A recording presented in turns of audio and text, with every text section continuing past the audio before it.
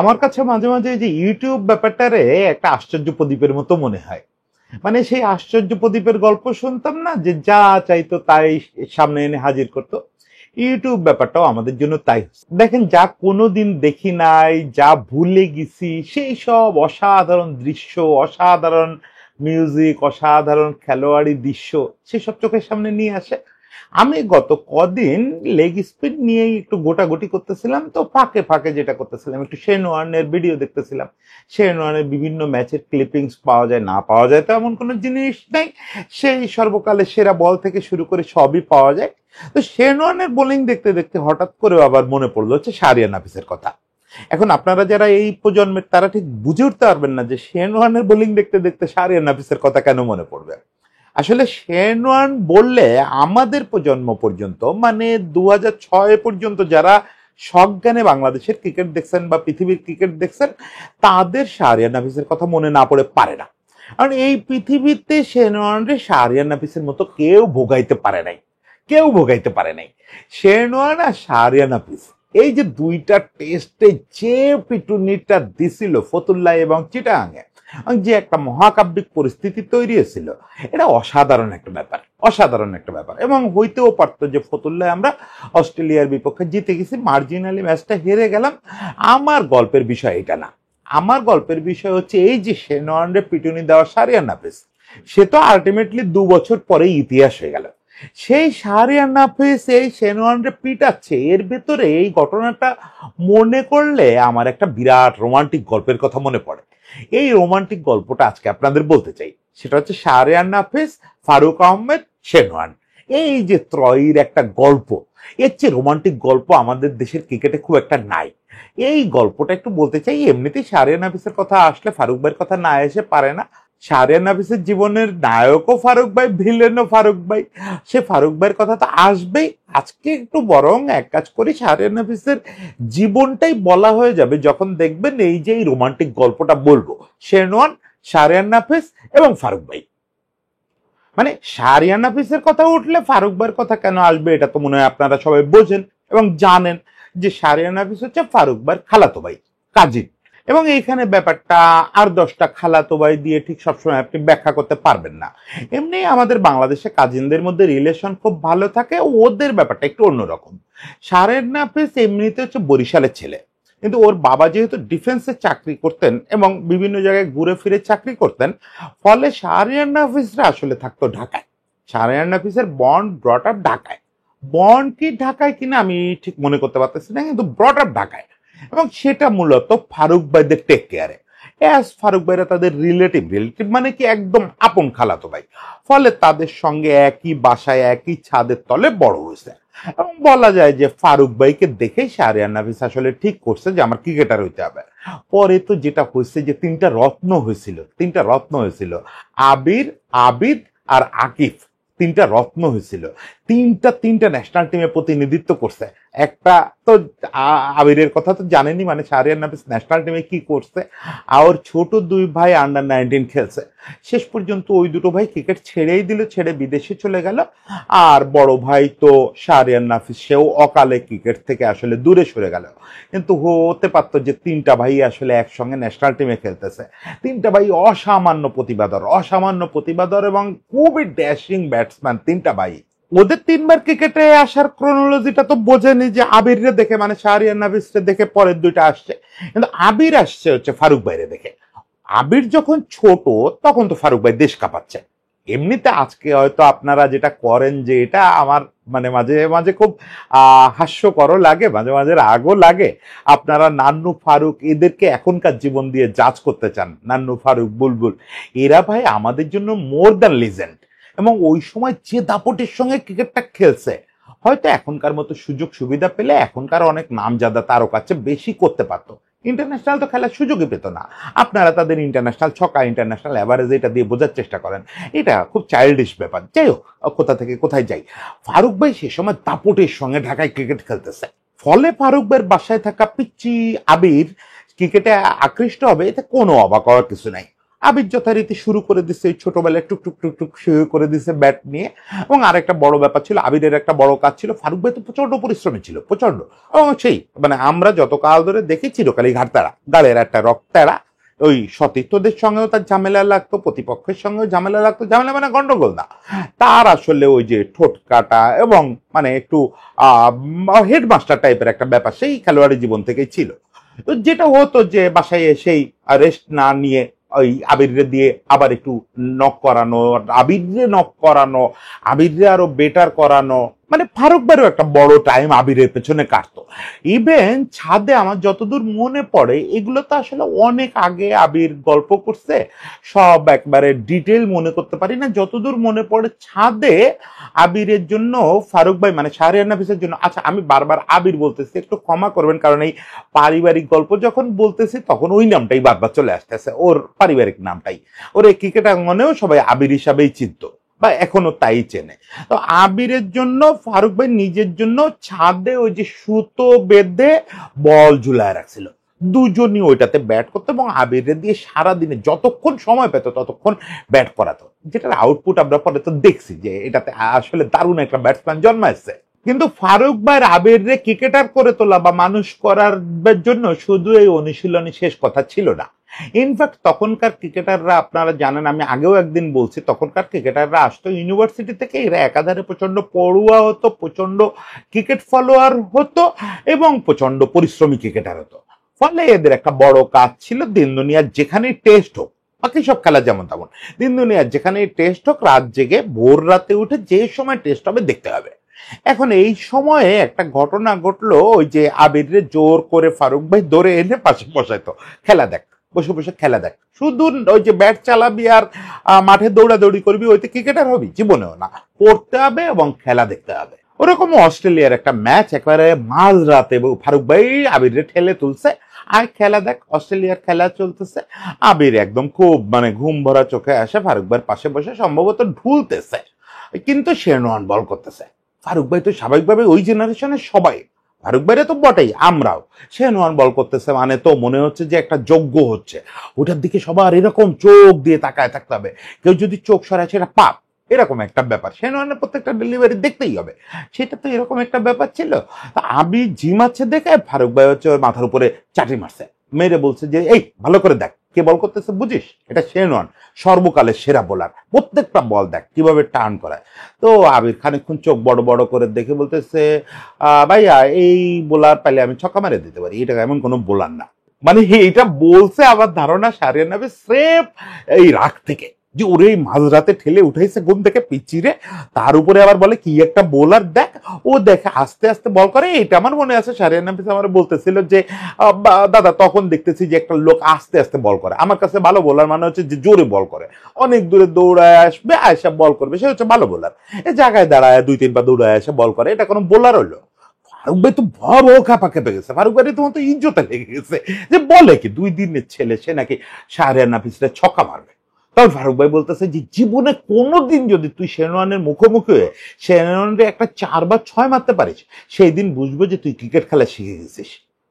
একটু সামনে আসেন, একটু ফাস্ট ফরওয়ার্ড করেন 2006 সাল ফতুল্লা টেস্ট, সেই শাহরিয়ার নাফিস সেই শেরওয়ানের মুখোমুখি, সেই জাতীয় দলের প্রধান নির্বাচক ফারুক আহমেদ, তিনি ড্রেসিং রুমের সামনে দাঁড়ায় খেলা দেখতেছেন, তারে সাক্ষী রেখে শাহরিয়ার নাফিস শেরওয়ানরে একের পর এক 4 আর ছক্কা মারতেছে এবং শেরওয়ানের জীবনের সবচেয়ে ভয়ানক টেস্টটা উপহার দিছে শাহরিয়ার নাফিস। এবং উঠে আসে যখন শাহরিয়ার নাফিস ওই সেঞ্চুরিটা করে উঠে আসে, তখন ফারুক ভাই নিজেই ওই ঘটনাটা মনে করে বলছে আবির ইউ ডিড ইট। মানে ফারুক ভাই চোখের সামনে একটা উপন্যাস হয়ে গেল। এই রোমান্টিকতাটা এখানেই শেষ হয়ে যাবে, গল্পটা আরো প্রস্ফুটিত হবে না, এটাকেও আমরা অন্তত 2006 সালে কল্পনা করি নাই। শাহরিয়ার নাফিসের যেটা বলছি যে জীবনটা আপনার বুঝে ফেলার কথা এই একটা গল্পে। শাহরিয়ার নাফিস যখন আন্ডার-19 খেলে, শাহরিয়ার নাফিসের ছোটবেলা থেকে অবশ্যই ফারুক ভাই মানুষ করছে, কিন্তু শাহরিয়ার নাফিস কিন্তু আমাদের রিচার্ড ম্যাকেন্সের সম্ভবত ফার্স্ট ব্যাচের স্টুডেন্ট। মানে রিচার্ড ম্যাকেন্স তো আমাদের এখানে অনেকগুলা কোয়ালিটি, মানে ইনফ্যাক্ট এই জেনারেশনের আগ পর্যন্ত আমরা যাদের দিয়ে ভাঙ্গায় খাইছি সব ক্রিকেটারই রিচার্ড ম্যাকেন্সের তৈরি করা। বাংলাদেশ হাই পারফরমেন্সের কোচ ছিল এবং রিচার্ড ম্যাকেন্সি প্রথম আইডেন্টিফাই করে যে আন্ডার 19 এই ছেলেটা, সে পরিষ্কার প্রেসে বলছিল যে Abir is the future test captain of Bangladesh, এবং সবাই এটা আসলে বিশ্বাস করতো। শাহরিয়ার নাফিসের ব্যাপারে এটা মোটামুটি সবার দৃঢ় ধারণা ছিল যে শাহরিয়ার নাফিস আসলে ওই জায়গাটায় যাবে। তখনও দৃশ্যপটে তামিম ইকবাল আসে নাই, তার আগেই শাহরিয়ার নাফিস জায়গাটা পাকা করার দিকে আগানো শুরু করে দিল। আর সে যখন জাতীয় দলে আসলো তখন মূলত আমাদের ওপেনিং পেয়ার কেবল একটা সেটেল হচ্ছে। আমাদের ওপেনিং পেয়ার নিয়ে তো আসলে সেই আদি যুগ থেকে, সেই প্রাগৈতিহাসিক কাল থেকে একটা ক্রাইসিস। একটা দীর্ঘ সময় পর্যন্ত জাভেদ ভাই এক প্রান্ত গ্রিডি ভাবে আটকায় রাখছে, অন্য প্রান্তে ভালো সঙ্গী মানে টেকসই সঙ্গী তেমন পায় নাই। এর আগে বিদ্যুৎ ভাই, ওপি ভাই টেস্ট পূর্ব যুগে ভালো একটা সার্ভিস দিচ্ছে, বা টেস্ট স্ট্যাটাস পাওয়ার পরেও একটা ভালো সার্ভিস দিচ্ছে। কিন্তু ওপি ভাই বিদ্যুৎ ভাইয়ের জুটিটা শেষ হয়ে যাওয়ার পরে, মানে ওনাদের অকালে ক্রিকেট ক্যারিয়ার শেষ হয়ে যাওয়ার পরে আমরা জুটি পাচ্ছিলাম না। এই সময় 2005-06 দিকে জাভেদ ভাইয়ের সঙ্গে প্রথম একটা সেটেল জুটির লক্ষণ দেখাচ্ছিল নাফিস ইকবাল, মানে তামিমের বড় ভাই। কিন্তু নাফিস ইকবাল ওই যে আগে একদিন বোধহয় এটা গল্প করছি যে সেই তামিমের মারা বলেই চোখে আঘাত পেয়ে কার্যত তার ক্যারিয়ারটা শেষ হয়ে গেল। ফলে নাফিস ইকবাল প্রচন্ড পটেনশিয়াল থাকার সত্ত্বেও সে কিন্তু বাংলাদেশকে একটা টেস্ট জয় এনে দিচ্ছে, আলটিমেটলি মানে টেস্ট সিরিজ জয় এনে দিচ্ছে। এই জিম্বাবুয়ের বিপক্ষে প্রথম আমরা যে সিরিজটা জিতলাম, ওই সিরিজটা জিততে পারতাম না যদি নাফিস ইকবাল ওরকম একটা ইনিংস না খেলতো, ওরকম একটা টেস্ট সেঞ্চুরি না করতো। প্রায় সারাদিন ব্যাট করছিল নাফিস ইকবাল। যাই হোক, নাফিস ইকবালের ক্যারিয়ারটা প্রলম্বিত হলো না। তখন দৃশ্যপটে ঢুকলো হচ্ছে শাহরিয়ার নাফিস। শাহরিয়ার নাফিসের টেস্টে তো দুর্দান্ত শুরু হলো, টেস্টে মনে সেকেন্ড টেস্টে 50 পেয়ে গেল, ওয়ানডে তো বেশ কয়েকটা 50 পেয়ে গেল ক্যারিয়ারের শুরুতেই। এটা 2005-এর শেষ দিক থেকে 2006-এর শুরু। 2006টা আসলে শাহরিয়ার নাফিস এবং বাংলাদেশের জন্য একটা হিস্ট্রি হলো। শুধু ওয়ানডের দিক থেকে যদি দেখেন, শাহরিয়ার নাফিসে বাংলাদেশের প্রথম ব্যাটসম্যান হিসাবে এক ক্যালেন্ডার ইয়ারে 1000-এর উপরে রান করলো। সে সময় অবশ্য বাংলাদেশে ওই যে আমি আগেই বলছি নিরোদ সিং চৌধুরীর সেই কথা, আত্মঘাতী বাঙালি নিজেদের যে কোনো অর্জন রে ধুলায় মিশায় দিতে, মানে এটা কোনো অর্জনই না, এটা বলতে খুব ওস্তাদ। আবির যখন এক বছরে 1000-এর উপরে রান করলো প্রথম বাংলাদেশি হিসাবে, তখন একটা কথা খুব রটে গেল যে জিম্বাবুয়ের সঙ্গে ছাড়া রান করতে পারে না। আরে ভাই, ওই বছর খেলছি আমরা জিম্বাবুয়ে, স্কটল্যান্ড, হংকং, কেনিয়া এদের সঙ্গে, আয়ারল্যান্ড এদের সঙ্গে, ও রান করবে কি অস্ট্রেলিয়ায় গিয়ে? পুরো দল খেলতেছে এইসব দলের বিপক্ষে, ও গিয়ে যেন অস্ট্রেলিয়া নিউজিল্যান্ড রান করবে, কি সব হাস্যকর কথা। দলে কেউ একা খেলছে নাকি? দলে তো 6 জন ব্যাটসম্যান খেলছে, বাকিরা তো কেউ 1000 করে রান করতে পারে নাই। কি মানে আমার এইসব অদ্ভুত যুক্তি, অমুকের বিপক্ষে বেশি রান করে। ওর ক্যারিয়ারটাই ছোট্ট একটা ক্যারিয়ার। এখানে একটা নির্দিষ্ট দলের বিপক্ষে, হ্যাঁ জিম্বাবুয়ের বিপক্ষে ওর অ্যাভারেজ সবচেয়ে বেশি 55, তা দিয়ে কি বোঝা যায়? ওর তো অস্ট্রেলিয়ার বিপক্ষে অ্যাভারেজ 30। তার মানে কি অস্ট্রেলিয়ার বিপক্ষে বড় ব্যাটসম্যান, সেটার জন্য যথেষ্ট পরিমাণে ম্যাচ খেলতে হবে না অস্ট্রেলিয়ার বিপক্ষে। টেস্টে ওর অস্ট্রেলিয়ার বিপক্ষে অ্যাভারেজ 73, তাতে কি বলবো আমরা যে টেস্টে অস্ট্রেলিয়ার বিপক্ষেই ও সবচেয়ে ভালো খেলে? মাত্র 2টা টেস্ট খেলছে, এটা দিয়ে আপনি কি বুঝবেন? কিচ্ছু বুঝবেন না। এই ছোট্ট একটা ক্যারিয়ার, অ্যাকচুয়ালি শাহরিয়ার নাফিসের ক্যারিয়ার হচ্ছে 2-2.5 বছরের ক্যারিয়ার। এই ছোট্ট একটা ক্যারিয়ারে 1000-2 রান করছে, অল্প কটা প্রতিপক্ষের বিপক্ষে খেলছে। ওই সময় আমরা 2006 সালে আমরা খেলতামই ওই দলগুলোর বিপক্ষে, ফলে তাদের বিপক্ষে রান করছে। কিছু করার নাই তো, ও তো অন্য দলের বিপক্ষে পরীক্ষা দিতে পারে নাই। হ্যাঁ পারছে, কোথায় পারছে? টেস্টে পারছে। যখনই টেস্টে সুযোগ পাইছে এবং সেখানে ইতিহাস করে ফেলছে। ফতুল্লা টেস্টে সে যখন খেলতে নামলো, সে পর্যন্ত তার ফার্স্ট ক্লাস ক্রিকেটে কোনো সেঞ্চুরি নাই। সে অবস্থায় সে পরাক্রমশালী অস্ট্রেলিয়ার বিপক্ষে খেলতেছে। সেই অস্ট্রেলিয়ার আপনারা নাম শুনছেন, বুঝেন নাই। আমি একেবারে এই কথাটা অতি অহংকারের কথা হয়ে যায় যদি এই প্রজন্মের কেউ পরিসংখ্যানের দিক ফিরে তাকায় বলেন যে অস্ট্রেলিয়ার বিপক্ষে আমাদের আরো অনেকে রান করছে, পরে আগে অমুক তমুক, এইসব কম্পেয়ার করেন, তাহলে সেই অস্ট্রেলিয়ার জাস্ট নেম লিস্টটা দেখেন যে বোলার কারা ছিল সেটা একটু ভাবেন। ব্রেটলি, গিলেস্পি, ম্যাকগিল, শেরওয়ান, শুধু 4টা ফ্রন্ট লাইন বোলার বললাম। এর সঙ্গে ক্লার্ক ছিল, স্টুয়ার্ট ক্লার্ক। এই 5টা বোলারের এগেনস্টে রান করা। এক শেনওয়ান উপমহাদেশের কন্ডিশনে এক পাশ থেকে শেনওয়ান বল করবে, এক পাশ থেকে ম্যাকগিল করবে।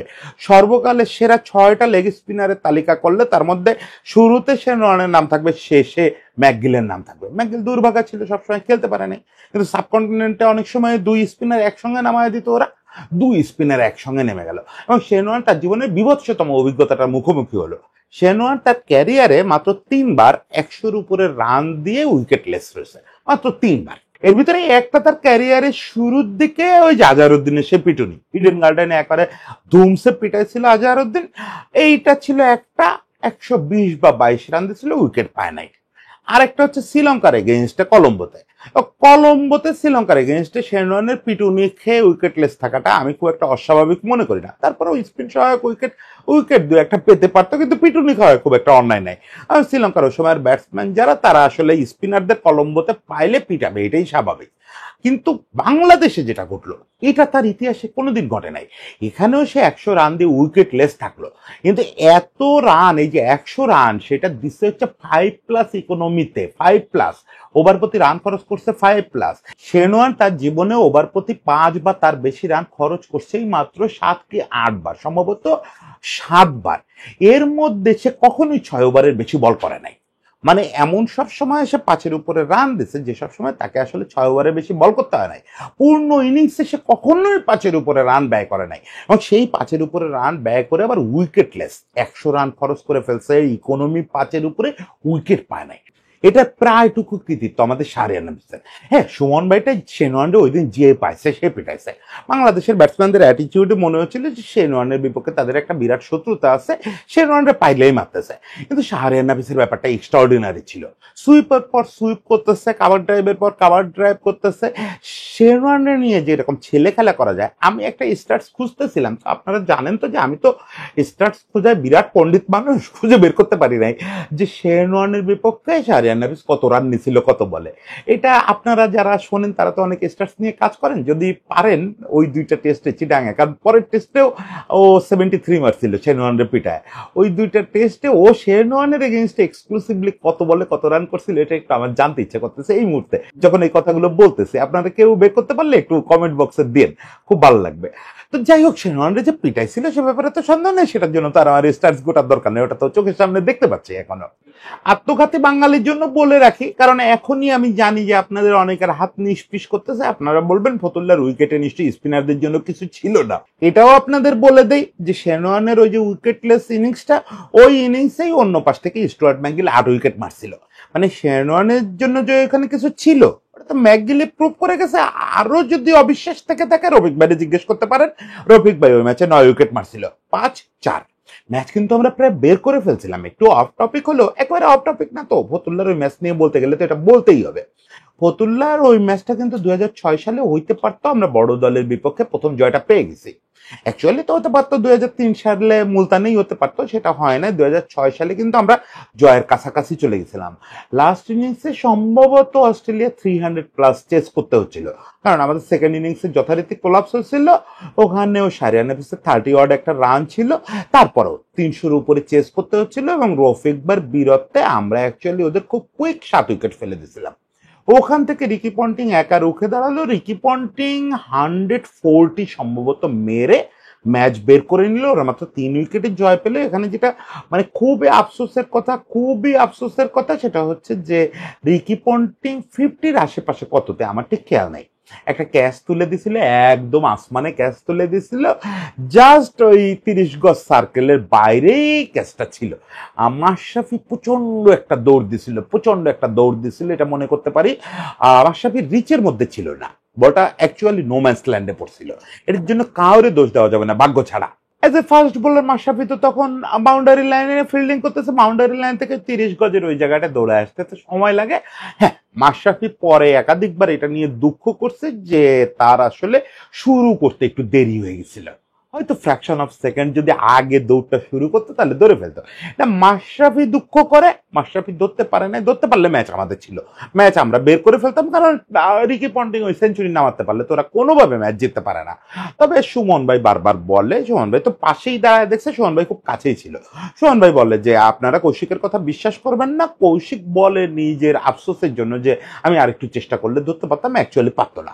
ওর সর্বোচ্চটাই এফোর্ট দিছে, ও সর্বোচ্চ দৌড়টাই দিছে। যাই হোক, এগুলা ঘটে, ওই স্রষ্টা শেষ পর্যন্ত লেখে নাই মুলতান টেস্ট বা ফতুল্লা টেস্ট, আমাদের কপালে লেখে নাই, আফসোস হিসেবে থেকে গেল, কিন্তু গর্ব হিসাবে থেকে গেল শাহরিয়ার নাফিসের ওই ব্যাটিংটা। তাই শাহরিয়ার নাফিস যে শেন ওয়ার্নকে কি পরিমাণে পছন্দ করে, সেটা ফারুক ভাইয়ের ওই রাতের মাঠটার কারণে হোক আর যে কারণেই হোক, ও শাহরিয়ার নাফিস কিন্তু যখন ওই বলছিল শেন ওয়ার্নের ছক্কা মারতে হবে, ফারুক ভাই ঠাটায় ওর মুখের উপরে চড় মারছিল, শুধু মুখে বলে নাই, ঠাটায় চড়ও মারছিল, সেই জন্যই ওই থাম্পড় শব্দটা লিখছি। থাপ্পড় শব্দটা লেখার আরেকটা কারণ আছে, সেটা আপনারা বুঝলে বুঝে নেন, দেখেন আপনারা যা ভালো মনে করেন আর কি, সেটা আমি বলবো না। যাই হোক, পরের টেস্টে চিটাগাং টেস্টেও কিন্তু খুব গ্রেডি একটা ইনিংস খেলছিল শাহরিয়ার নাফিস, 70+, 73 খেলছিল মোটমাট। শাহরিয়ার নাফিসের সেটা স্বর্ণযুগ ছিল। এখন যেহেতু এত দূর বলে ফেললাম, তাহলে আপনাদের যদি কারোর প্রশ্ন থাকে, বেশিরভাগই জানেন যে এরপরে কি কি ঘটছে, যে আপনারা কেউ ভাবতে পারেন যে এরকম একটা লোকের ক্যারিয়ার তাহলে 2008 সালের পরে ওই অর্থাৎ নাই কেন। আসলে 2007 বিশ্বকাপে ওই যে বলছি যে ফারুক ভাই হচ্ছে শাহরিয়ার নাফিসের জীবনের সেরা নায়ক, শাহরিয়ার নাফিসের জীবনের সেরা ভিলেন। কেমন? ফারুক ভাইয়ের, আমি এই কথাটা বোধহয় আগে একাধিক কন্টেন্টে বলছি যে ফারুক ভাইয়ের জীবনের একটা বড় দুর্বলতা হচ্ছে ফারুক ভাই স্বজন প্রীতির অভিযোগে ভয় পায়। ফারুক ভাই যে কোনো অভিযোগে ভয় পায়, এইটা খুব দৃঢ় মানুষ তো, ভয়টা প্রকাশ করে না। কিন্তু আমি এটা তার দীর্ঘদিন দেখার অভিজ্ঞতা থেকে জানি, সে ভেতরে ভেতরে নিজেরে মানে নিরপেক্ষ রাখার জন্য সর্বোচ্চটা ত্যাগ করে দিতে পারে, মানে নিজের প্রিয়তম মানুষের গলায় তরবারি চালায় দিতে পারে, যাতে তারে কেউ পক্ষপাতিত্বের অভিযোগ তার নামে না আনে। এই জিনিসটা শিকার শাহরিয়ার নাফিস হলো। 2007 বিশ্বকাপ যখন খেলতে গেল বাংলাদেশ, 2007 বিশ্বকাপের প্রস্তুতি ম্যাচেও শাহরিয়ার নাফিস নিউজিল্যান্ডের এগেইনস্টে সেঞ্চুরি মারছে। সেই ছেলে 2007 বিশ্বকাপে শুধুমাত্র প্রথম রাউন্ডটায় রান পায় নাই। এখন দেখেন, বিশ্বকাপের মতো আসরে মাহেলা জয়বর্ধনে রান পায় নাই এক আসর পুরোটা, তারপরেও শ্রীলঙ্কা তো তারা ড্রপ করে নাই। ইনজামামুল হক রান পায় নাই, ড্রপ করছে। কত বড় বড় কিংবদন্তি। আচ্ছা, পরে যে আমাদের তামিম ইকবাল আমাদের সর্বকালের সেরা ব্যাটসম্যান হয়েছে, সে কোনো আইসিসি ইভেন্টে রান পাইছে? ওই একমাত্র একটা টি-20 বিশ্বকাপের বাছাই পর্বে কোন একটা আরব আমিরাত না কাদের বিপক্ষে একটা সেঞ্চুরি, এছাড়া তো আইসিসি ইভেন্টে কখনো রান পায় নাই। তার জন্য আমরা তামিমরে ছেটে ফেলবো? কিন্তু সেই কাজটা শাহরিয়ার নাফিসের এগেইনস্টে হলো এবং বিশ্বকাপ চলা অবস্থায় হলো। মানে যে তরুণ ছেলেটা পিঠের উপরে প্রায় 1200 রানের একটা রেকর্ড নিয়ে আসছে আগের সিজনের, চলমান সিজনের, এই মাত্র শেষ হলো, সেই সিজনে 1200 রানের মতো করছে ওয়ানডেতে। যে ছেলেটা কদিন আগে অস্ট্রেলিয়ার বিপক্ষে ইনিংস খেললো, সেই ছেলেটা মাত্র 5টা কি 6টা ম্যাচ রান পেল না। রান না পাওয়ার পরে ওখানে তারে নিয়ে আলোচনা হলো ড্রেসিং রুমে। ডেভ ওয়াটমোর, মাশরাফি তো তখন এত বড় সে নাই, সুমন ভাই সবাই বললো যে না, শাহরিয়ার নাফিসকে সময় দিতে হবে। শাহরিয়ার নাফিস আমাদের সবচেয়ে পরীক্ষিত পারফর্মার, সবাই শাহরিয়ার নাফিসকে সময় দেওয়ার কথা বললো। কিন্তু ফারুক ভাই ওখানে পদাধিকার বলে উপস্থিত ছিল এই বিশ্বকাপটায়। ফারুক ভাই যতদূর আমি শুনছি, এটা আমি নিশ্চিত করে বলতে পারি না, ফারুক ভাই আবার আমার বকা দিবে যে তুমি এটা আন্দাজে কিভাবে বললা, তুমি জানো আমি বলছিলাম কিনা। না, আমি যতদূর শুনছি ফারুক ভাই ওই মিটিং অপোজ করে যে না, যেহেতু আবির রান পাচ্ছে না বিশ্বকাপের মতো টুর্নামেন্ট, ড্রপ করো, করে জাভেদরে খেলাও। নাথিং এগেনস্ট জাভেদ ভাই, গোল্লাবার এগেনস্টে আমি কিন্তু কিছু বলবোই না, সে আমার কত প্রিয় মানুষ। কিন্তু এটা তো বিরাট ক্রাইম, বিরাট ক্রাইম। এইটা হইতেই পারে না। এরকম একটা পারফরমেন্সের পরে আপনি তারা বিশ্বকাপের মধ্যে ড্রপ করতে পারেন না।